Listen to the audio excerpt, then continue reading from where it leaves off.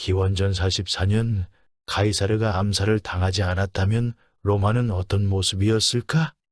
문명의 맹아 겨자씨 한 알에 대해서 말한 예수가 서기 30년 십자가상에서 죽임을 당하지 않았다면 문명사회를 앞당길 수 있었을까? 가설은 어떤 사실을 설명하거나 이론 체계를 연역하려고 설정한 가정입니다. 가설로부터 이론적으로 도출된 결과가 관찰이나 실험으로 검증되면 진리가 됩니다. 자연과 사회에 대한 지식을 확대 발전시키는데 가설은 중요한 역할을 합니다. 천문학에서 이룩한 새로운 행성의 발견이나 물리학에서 이룩한 원자와 핵, 구조의 해명, 여러 가지 입자들의 발견은 모두 가설의 설정과 증명에 의해서 이루어집니다. 나폴레옹과 수학자이면서 천문학자였던 라플라스, 그의 선배 라그랑주, 세 사람이 관련된 에피소드가 있습니다. 라플라스가 자신의 저서를 나폴레옹에게 진상하니까 누군가가 신에 대한 언급이 없다고 말했습니다. 그 당시 하나님의 지시를 받은 천사들이 행성을 움직인다는 이론이 횡행하고 있었습니다. 라플라스를 만난 자리에서 나폴레옹이 물었습니다. 우주에 대해서 글을 썼으면서도 당신은 창조주에 관한 이야기를 한마디도 하지 않았다고 하더군요. 무신론을 입에 담는 것조차 허용되지 않던 시절이라서 의미심장한 질문이었습니다. 라플라스가 거침없이 말했습니다. 저에게는 그와 같은 가설이 필요 없습니다. 라그랑주가 그 말을 듣고 기뻐하면서 소리쳤습니다. 아, 이것이야말로 멋진 가설이다. 그것 하나만으로도 많은 것이 설명되지 않는가? 이제부터 본론으로 들어가겠습니다. 가이사르가 암살당하지 않았다면 로마는 어떤 모습이었을까? 보나마나 예수가 태어난 해를 기원으로 하는 책력, 서력을 사용하지 않고 율리우스력을 사용했을 겁니다. 책력을 바꿀 이유가 없어지기 때문에 이것 하나만으로도 결정적 단서를 유추해낸 결과가 됩니다. 로마인들은 예로부터 태음력을 사용했습니다. 큰 달 31일 4번, 작은 달 29일 7번, 윤달 28일 1번이고 1년은 355일이었습니다. 정월은 지금의 3월에 해당하는 마르티우스 달이었습니다. 이처럼 정확하지 못한 역법을 사용했기 때문에 밤낮의 길이가 같은 춘분을 비롯하여 절기가 맞지 않았습니다. 수석대제관이 부족한 날짜를 계산해서 22일 또는 23일 추가된 새 달력을 연말이나 연초에 공표했습니다. 로마인들과는 달리 이집트인들은 1년이 365일 달력을 사용했습니다. 우기 때마다 나일 강이 범람하면서 토사가 떠내려와 삼각주를 덮었습니다. 그 때문에 걸음을 주지 않아도 풍성한 수확을 할 수 있었습니다. 파종 시기를 정확하게 알아내는 게 관건이었습니다. 고대 문명을 주도했던 이집트인들은 파종 시기를 정확하게 계산할 수 있는 달력을 만들어서 사용했습니다. 시리우스별은 70여일 동안 보이지 않다가 강물이 범람하기 전 태양보다 먼저 지평선 위로 올라왔다가 이내 태양에 가려 보이지 않곤 했습니다. 기원전 2500년경 이 사실에 주목한 무명의 어느 천문학자가 시리우스별이 뜨는 시점을 첫째 날로 1년을 365일로 짠 달력을 만들었습니다. 이 달력으로 파종 시기를 정확하게 계산할 수 있었기 때문에 인류가 만든 달력 중에서 가장 지성적인 달력이라는 평을 받았습니다. 폼페이우스가 이집트에서 살해당한 기원전 48년 가이사르가 알렉산드리아에 갔다가 돌아오면서 천문학자 소시게네스로 하여금 4년마다 윤달이 들어가게 하고 춘분을 3월 23일로 고정시킨 율리우스력을 만들게 하고 기원전 45년을 문명시대의 원년으로 새 달력을 공포했습니다. 이때 공화정이 시작된 기원전 509년을 기원으로 해야 한다고 말한 이가 있었습니다.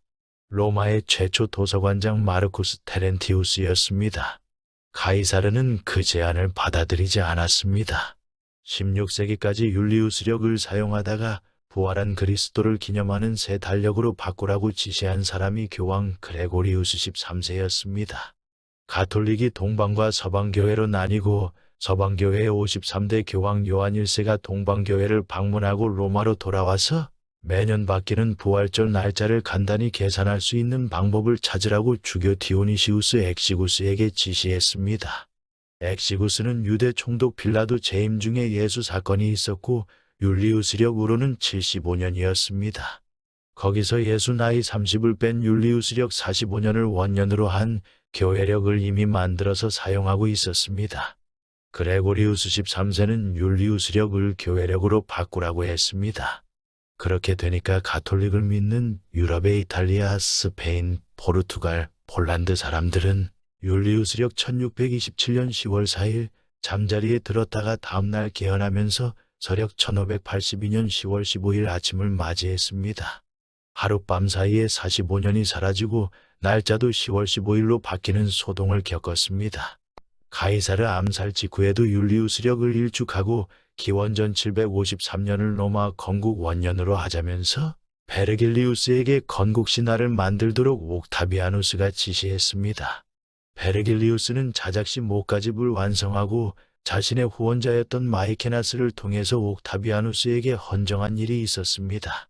베르길리우스의 작품이 탁월하다고 생각한 마이케나스가 그리스 시인 호메로스의 일리아스와 오디세이아 서사시와 유사한 작품을 주문했습니다. 기원전 42년 필리피 전투에서 겁에 질린 옥타비아누스가 위험에 처했을 때 일개 병사였던 마이케나스가 말고삐를 잡고 안전지대로 피신한 일이 있었고, 옥타비아누스의 생명의 은인이 된 마이케나스는 당대 최고의 책사로서 제정로마 기틀을 세운 1등 공신이었습니다. 로마의 흥성과 영광을 장식해줄 새로운 신화와 영웅적 스토리가 절실했던 마이케나스는 기원전 27년을 아우구스투스 황제 집권 원년으로 생각하고 있었습니다. 아우구스투스는 호메로스의 서사시 일리아스에 어울리는 인물이 아니었습니다.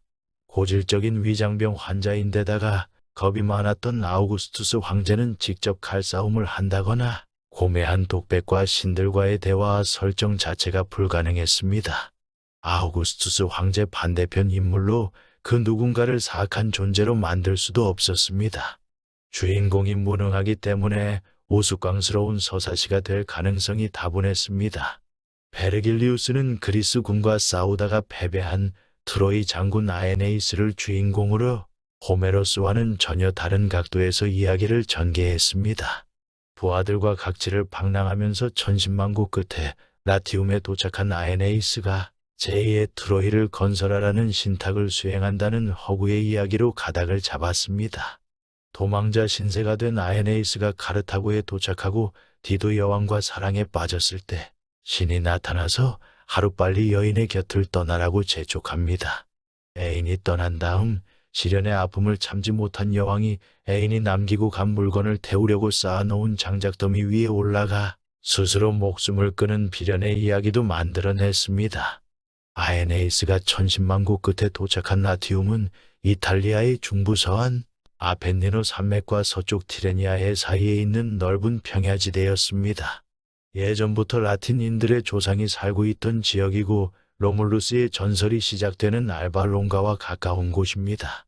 베르길리우스는 그들과 유랑민들 사이에 아무런 관련이 없는데도 있는 것처럼 만들었습니다. 아에네이스가 받았다는 신탁을 로마의 신 유피테르와 연관이 있는 것처럼 하고 아우구스투스 조상을 유피테르 양자로 둔갑시켜 신탁을 받은 것처럼 만들어 놓았습니다. 마이케나스가 또 다른 주문을 했습니다. 개인의 불멸성을 믿지 않았던 가이사르를 신의 화신이자 세계 인종의 구원자로 만들게 했습니다. 터무니없는 거짓말 때문에 괴로워하던 베르길리우스는 더 이상 황제의 우상화 작업에 놀아나고 싶지 않았습니다. 그래서 멀리 도망가기 전 자기보다 11살이나 적은 리비우스에게 원고를 넘겨주면서 말했습니다. 내가 죽었다는 소식이 전해지면 불살라 버리게. 베르길리우스는 그리스로 가다가 열병에 걸려 되돌아와서 기원전 19년 죽었습니다. 베르길리우스가 죽으니까 아우구스투스 황제가 리비우스가 집필 중인 역사서 첫 장에 베르길리우스의 건국 신화를 넣으라고 했습니다. 리비우스는 자신이 만든 연대기, 그러니까 에트루리아의 7대 왕이 추방되고 공화정이 시작되던 기원전 509년을 기원으로 도시의 건설로부터 늘 저술 중에 있었습니다. 리비우스의 도시의 건설로부터 142장 중에서 아에네이스가 이탈리아에 도착하면서 시작하는 1장 건국 신화는 계획에도 없었습니다. 2에서 5장 갈리아인의 로마 약탈, 6에서 10장 삼리움과의 전쟁, 11에서 15장 이탈리아 반도의 정복, 16에서 20장 포에니 1차 전쟁, 21에서 30장 포에니 2차 전쟁, 31에서 45장 마케도니아와 페르세우스 전쟁, 46에서 70장 동맹시 전쟁, 71에서 80장 네란과 마리우스 죽음, 81에서 90장 네란과 술라의 죽음, 91에서 103장 폼페이우스의 개선, 104에서 108장 공화정 말기, 109에서 116장 네란과 카이사르 암살, 117에서 133장 악티움 해전, 134에서 142장 드루수스의 사망.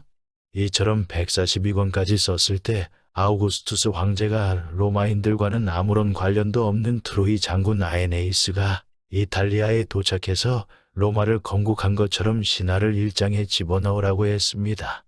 그렇게 되면 도시의 건설로부터 는 엉망이 될 수밖에 없었습니다.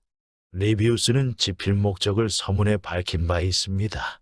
세계를 지배하게 된 로마인들의 역사적 사실을 부각시키고 로마를 위대하게 이끌어온 사람들의 생활 방식과 내란을 초래하게 된 대표적인 분위기를 알려 사람들에게 경각심을 높이는 데 있다고 명확히 제시했습니다. 이 모든 것들은 카이사르 통치 이념과 부합되는 내용이었습니다. 그런데 서두에 건국 신화를 집어넣게 되면 본래의 취지가 무색해지면서 터무니없는 거짓말이 되는 겁니다. 그래서 저술 의욕을 잃고 말았습니다. 리비우스는 드루수스 사망 이후의 역사를 더 이상 쓰지 않았습니다. 게르만족과 싸우던 로마군 17, 18, 19군단이 토이토브루크 숲에서 참패를 당하고 사령관 바루스가 현지에서 자살한 서기 9년 사건도 기록하지 않았습니다. 티베리우스가 서력전에 나섰다가 별다른 전과를 올리지 못하고 후임 사령관 게르마니쿠스가 적에게 빼앗겼던 2개의 군단 깃발을 되찾았는데도 도시의 건설로부터 애 넣지 않았습니다. 아우구스투스 황제 사망 이후 3년이나 더 살았으면서도 황제의 행적을 한 줄도 기록하지 않았습니다. 그러면서도 생뚱맞은 내용을 구장에 집어넣어 논란의 여지를 남겼습니다. 만약에 알렉산드로스 대왕이 이탈리아로 쳐들어와서 로마와 싸웠더라면 어떻게 되었을까? 도시의 건설에 앞서 일어난 전설들 또는 그것이 건설된 것은 역사가의 확실한 기록보다 시인의 창조로 꾸며지는 것이 더욱 적합하다. 리비우스는 건국 신화를 서두에 집어넣게 해서 자신의 역사서를 한낱 픽션으로 만들어버린 아우구스투스 황제를 시인이라고 추켜세우면서 비아냥거렸습니다. 그런데도 이와 같은 내막을 알 턱이 없는 사람들은 리비우스의 가상 역사서 운운하고 있습니다. 황제를 시인이라고 추켜세우면서 조롱한 리비우스는 베네치아 서쪽 파도바 고향에서 서기 17년 75세에 사망했습니다. 테베레 강 건너편 아우렐리아는 주거 환경이 열악했습니다. 아침에 아이밀리우스 다리를 건너 시내에 와서 장사나 노동을 하고 저녁에 돌아가곤 했습니다. 집성촌을 이루고 사는 유대인들은 수브라 지역의 아파트 임대료를 아끼려고 그곳에서 살고 있었습니다. 그러면서도 로마 시내에 아벤티노 언덕에 회당을 지으려고 이미 토지를 매입하고 건축비 마련을 위해 모금 중에 있었습니다. 티베리우스가 제위에 오르고 제일 먼저 발표한 정책이 모든 신전 공사 중단이었습니다. 회당도 신전으로 받기 때문에 짓지 못하게 했습니다. 그런데도 유대인들은 아랑곳하지 않았습니다. 때마침 전 재산을 기부하겠다고 약속한 어느 유대인 자녀들이 아비가 기부를 못하게 해달라면서 집정관에게 고발했습니다. 강제로 돈을 빼앗겼다고 억울함을 호소한 유대 여자도 있었습니다. 서기 19년 티베리우스는 근위대장 세이아누스로 하여금 유대 젊은이 4,000명을 사르데냐 섬으로 보낸 노역을 시켰습니다. 사르데냐 섬은 밀 재배지였기 때문에 노동력이 필요했습니다. 해적이나 산적들로부터 밀을 빼앗긴 적도 있었기 때문에 그것을 핑계 삼아 보냈습니다. 회당 건립 문제로 말썽을 피우니까 언제든지 유대인들을 추방할 수 있다는 경고성 메시지였습니다. 그런 일이 있고 난 다음부터 티베리우스는 속주 백성을 괴롭히는 나쁜 통치자로 소문이 났습니다. 그러나 티베리우스는 악덕을 자행한 적이 없습니다. 오히려 그 반대였습니다. 이집트 총독이 세금을 예상보다 더 많이 징수하고 칭찬을 들으려고 했을 때 티베리우스가 말했습니다. 훌륭한 목자는 양의 털을 깎습니다. 하지만 가죽까지 벗기지는 않는 법이요. 로마인들은 유대 랍비들을 보이지 않는 가운데 권력을 행사하려는 지식인들 또는 개인적 야망에 도취된 선동가로 인식하고 있었으며 티베리우스도 인식을 같이 하고 있었습니다. 게르마니쿠스가 아르메니아 왕위 계승 문제를 해결하고 안티오키아에 돌아와서 시리아 총독 피소 집에서 식사를 대접받고 귀가 후 3일 동안 복통으로 고생하다가 서기 19년 10월 10일 죽었습니다. 말라리아 열병으로 죽었다는 의사의 소견이 있었음에도 불구하고 아그리피나는 34세 젊은 남편이 궤질로 죽었다는 사실을 인정하지 않으려고 했습니다. 그 무렵 유대인들 사이에서 게르마니쿠스 신화가 빠르게 확산되고 있었습니다. 게르마니쿠스의 운명은 알렉산드로스 대왕과 비슷하다. 아름다운 육체를 가졌고 고귀한 가문에서 태어났다. 두 사람 다 30대 젊은 나이에 타국에서 가족의 관계로 희생되었다. 게르마니쿠스가 왕으로 태어나 자유로운 가운데 결정을 내릴 수 있는 권한을 가지고 있었더라면 알렉산드로스 대왕의 군사적 업적을 능가했을 것이다. 책동자들이 퍼뜨린 유언비어는 티베리우스가 피소를 시켜서 독살했다는 데 초점이 맞춰 있었습니다. 게르마니쿠스 사망 소식을 듣고 모친 안토니아는 정신을 잃었다가 깨어나서도 여러 날 병석에 누워 있었습니다. 클라우디우스도 숙부가 피소를 시켜서 형을 독살했다는 소문이 빠르게 퍼져나갔기 때문에 놀라움을 금할 수 없었습니다. 그런데다가 형수가 쾌재를 부르면서 좋아했기 때문에 심적 고통을 이중삼중 받고 있었습니다. 남편의 유고를 가지고 로마에 온 아그리피나는 원로원의 피소를 독살 범인으로 고발했습니다. 그와 동시에 장선한 두 아들을 시켜 민의 복고주의자들을 불러 모으기 시작했습니다. 피소가 재판을 받으려고 원로원에 갈 때마다 민의 복고주의자들이 시위를 벌리면서 위협적인 모습을 보였습니다. 티베리우스도 근위대 3개 대대 병력으로 로마 시가지 구석구석을 지키면서 철통 같은 경계를 폈습니다. 무장한 병력이 로마 시내에 들어온 사례는 전무후무했습니다. 원로원 의원들도 생명의 위험을 느꼈기 때문에 반대하지 않았습니다. 피소는 결백을 주장하거나 재판 결과에 연연하지 않았습니다. 아그리피나가 티베리우스를 벼랑 끝으로 몰고 가려는 의도가 분명한 데다가 티베리우스가 진실을 이야기하는데도 원로원 의원들은 자신들 안위만 생각하면서 눈치만 보고 있었기 때문에 피소는 집에 돌아와서 자살했습니다. 피소 사건 이후에도 아그리피나는 공격의 수위를 낮추지 않았습니다. 황후 리비아와 티베리우스를 싸잡아 적으로 여겼기 때문에 티베리우스는 이러지도 저러지도 못하는 난처한 입장이 되고 말았습니다. 서기 27년 티베리우스는 모자간의 의절을 선언하고 카프리 섬으로 가기 전 황후에게 말했습니다. 이제는 그만하세요. 율리아가 죽고 13년이 지났습니다. 그런데도 아그리피나는 검은 옷에 상장을 달고 있습니다. 조작 한 통으로 율리아가 죽었다고 생각하기 때문입니다. 내가 그렇게 하지 않았더라면 내가 황제가 될 수 있었겠냐? 나를 위해서였다고요? 그렇다면 이 시간 이후 나는 공직에서 손을 떼겠습니다. 티베리우스 노년 69세 카프리 섬의 은둔 생활 시작 71세 모친 리비아 사망 73세 세아누스를 원로원에 고발 서기 31년 10월 17일 처형 74세 아그리피나가 벤토텐의 섬에서 단식 투쟁 중 사망 75세 금융위기 발생했을 때 원로원 체질 개선의 기회로 삼고 성공 77세 비텔리우스를 보내 사망한 아르메니아 왕 계승 문제를 해결 79세 나폴리 만미세노고 별장에서 어깨부상 후유증으로 서기 37년 3월 16일 사망 티베리우스는 공직에서 손을 떼겠다는 말과 달리 카프리 섬에 있으면서도 로마 제국을 손금 보듯 했습니다. 서기 30년 예루살렘에서 유대인들에게 해묵은 감정이 많았던 빌라도 총독이 무고한 사람에게 십자가 처형을 지시하면서 흉악범을 방면했다는 사실도 알고 있었습니다.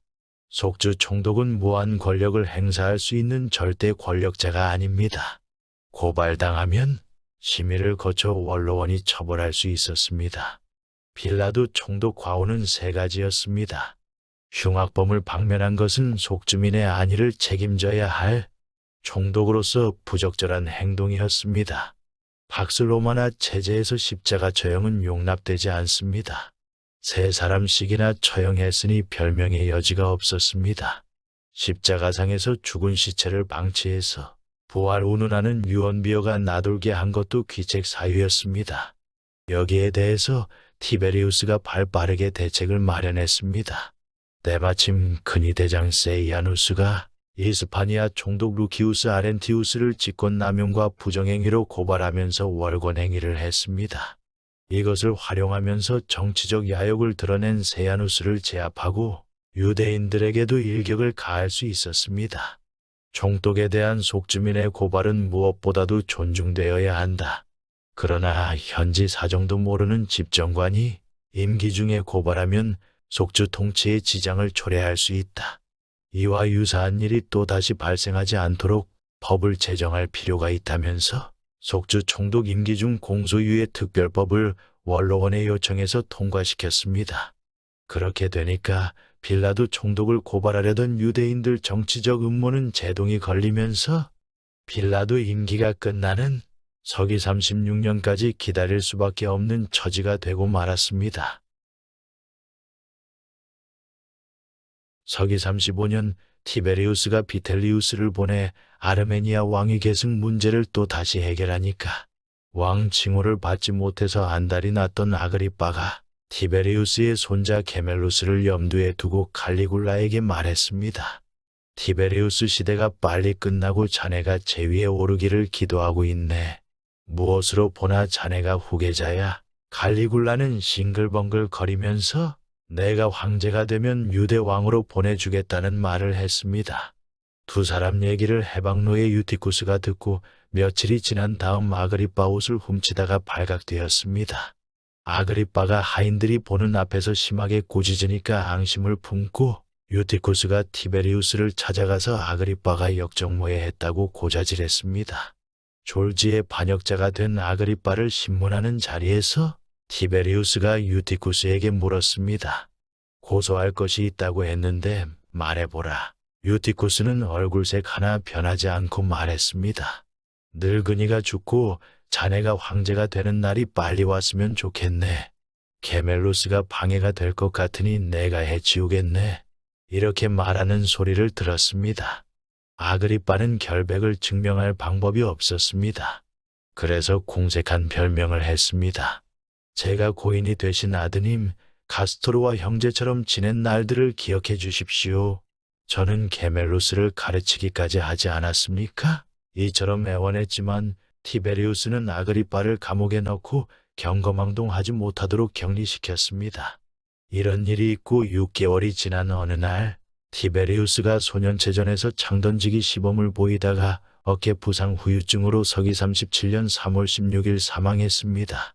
티베리우스가 사망하기 몇 달 전 빌라도가 10년 임기를 마치고 귀국하니까 유대인들이 시리아 총독 루키우스 비텔리우스에게 빌라도를 고발했습니다.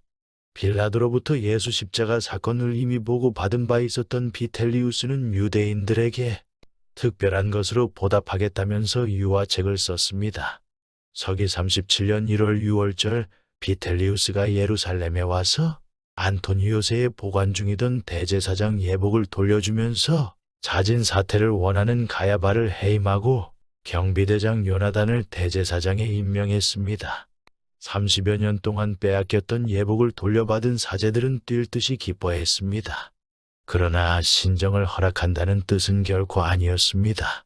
마르셀루스를 빌라도 후임으로 임명하고 시리아로 갔습니다.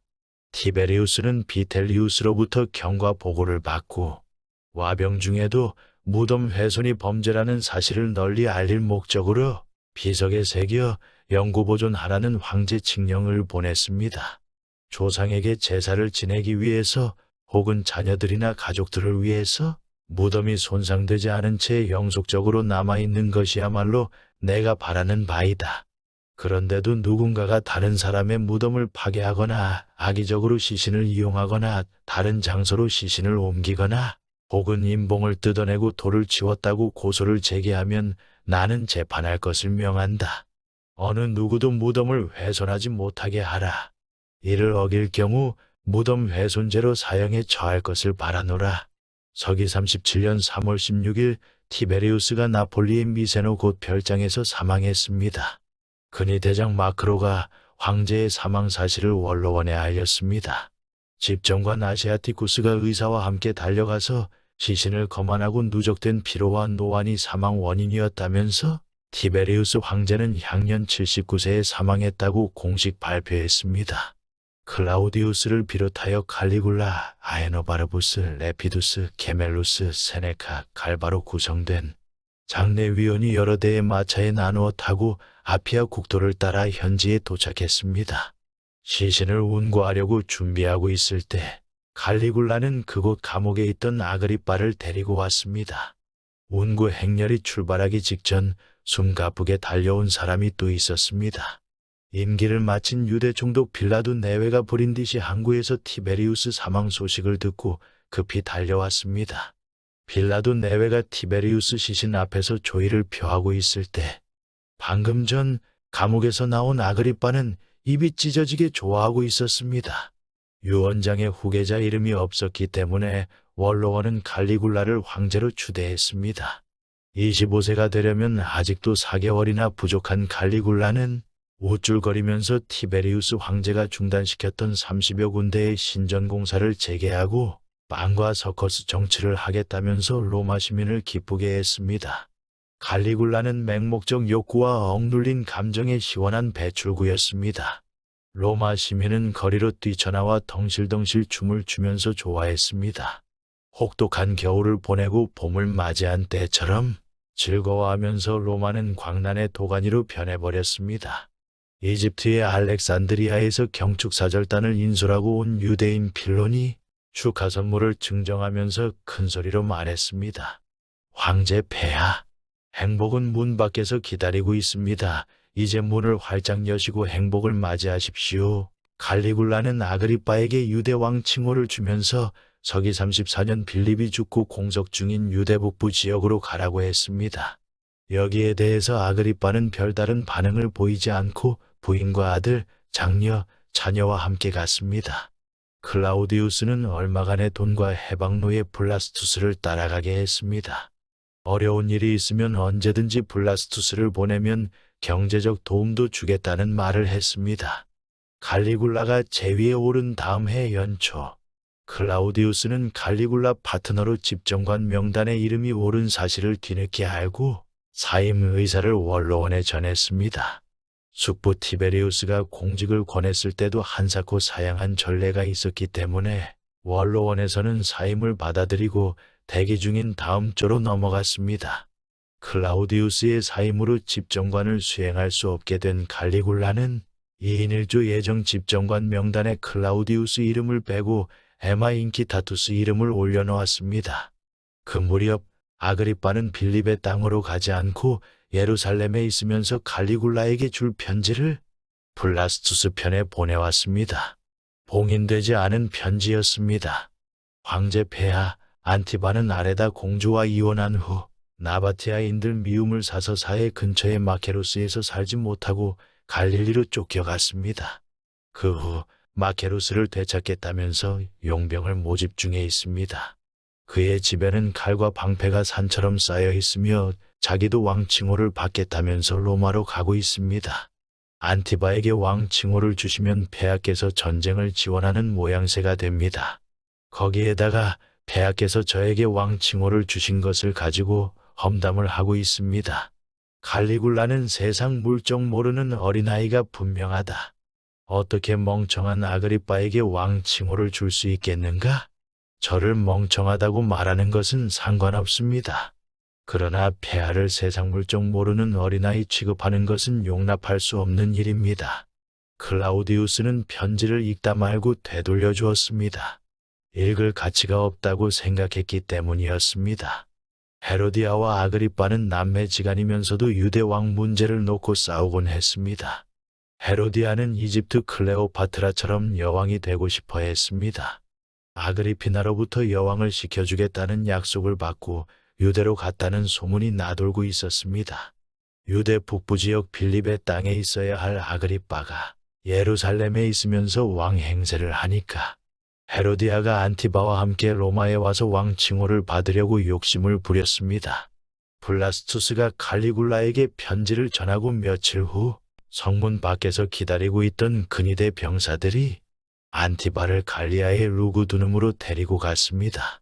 안티바가 자기 때문에 유배당하니까 헤로디아도 따라갔다고 합니다. 칼리굴라는 근위대장 세아누스가 모친 아그리피나를 벤토텐의 섬으로 유배 보낼 때 찬성한 의원들을 찾아내려고 문서 보관소를 뒤졌습니다. 9년 전 사건이라서 이름이 남아있을 리 만무했습니다. 화풀이 상대를 찾지 못하니까 엉뚱하게도 민중회의를 소집해서 호민관을 선출할 권리를 되돌려 주어야 한다는 말을 해서 의원들을 긴장시켰습니다. 원로원 의원들이 민의 복고주의자들을 싫어한다는 사실을 뻔히 알면서 그와 같은 말을 했습니다. 그때서야 의원들은 무턱대고 칼리굴라를 황제로 추대한 것을 후회했습니다. 칼리굴라는 검투사 시합과 각종 볼거리를 제공하면서 황실 재정을 낭비했으며 과로와 열병에 걸려 병석에 누워 거동조차 할 수 없게 되었습니다. 칼리굴라가 중병에 걸렸다는 소식이 전해지자 로마 제국 전역이 황제의 쾌유를 비는 침통한 분위기로 바뀌었습니다. 너나 할 것 없이 황제의 안부를 묻는 것이 인사가 되었습니다.